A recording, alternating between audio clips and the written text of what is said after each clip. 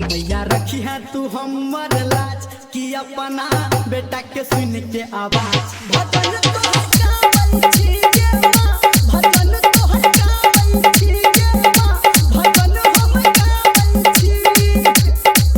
मैया रखी है तू हमर लाज कि अपना बेटा के सुन के आवाज। भजन तोहर गावल छी गे माँ, भजन तोहर गावल छी गे माँ, भजन तोहर गावल छी गे माँ, भजन हम गावल छी। भजन हम